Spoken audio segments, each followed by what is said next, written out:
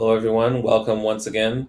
First off, I want to remind you, if you haven't already, to please watch the latest check-in video. It's important that you look at everything that I post on Classroom. Most people watch the check-in videos, but it's important that everybody watches it and that you watch it all the way through, even though you get treated to all of my ums and my stutters and the rest of it, which you're going to get plenty of in this video as well. So I'll appreciate it. Thank you right now for watching that, for sticking with me in this and all my rambling videos. So now, the assignment. Let's take a look at what we've got going here. Our title is Aftermath of the Second World War, Essential Question, Lasting Legacy of Nazi Germany. Of course, if we're doing the aftermath now, that means last week we actually looked at the Second World War. The Second World War is the most destructive event in world history.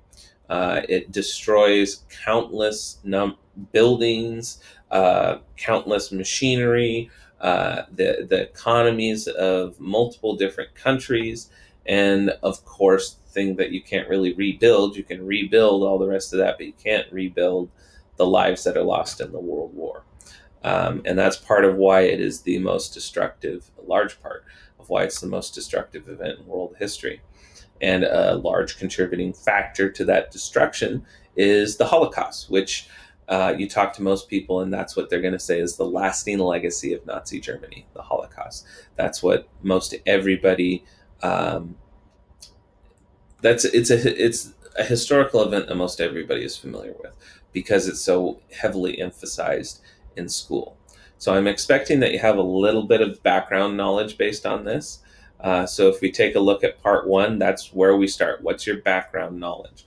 I'm going to see what basics you already understand because I am assuming you have a fair amount of basics on this topic. But one thing, if we're talking about the basics, one thing a lot of people don't really get, one thing they don't really learn apart from their history classes, hence why we're doing this now, is the rationale. Why exactly was it that Hitler and his Nazi party decided to target the Jews specifically?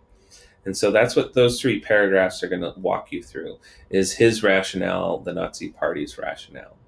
But of course, one thing I always ask myself is, okay, that's their rationale, right? That's the reason why you would hate a person, for why you would want to destroy a person. But how do you actually force yourself to go through with those actions at that scale, right? The millions of people that were involved in it and the horrifying atrocities that were done in his name, in the Nazi party name. And dehumanization is basically the psychological tool that allows people to go through with those. And it's a very dangerous tool, of course, as a result. So it's a pity that you're only going to have this one paragraph to explain it, but that's the nature of our situation. So please, when you get to that part, give it your full attention, okay, when you learn about dehumanization. And then, of course, historians were supposed to look at the people who were there, what they had to say, what they had to write, whatever information they have to give us.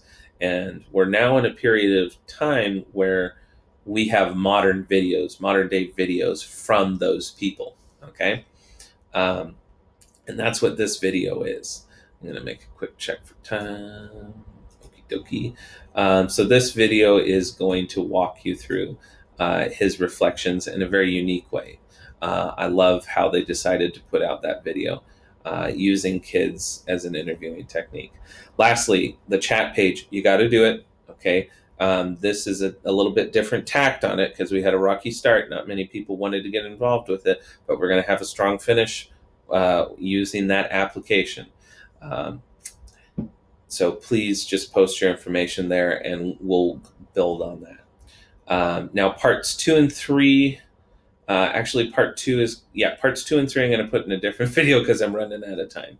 Alrighty, so we got our start. Look for the next videos for parts 2 and 3.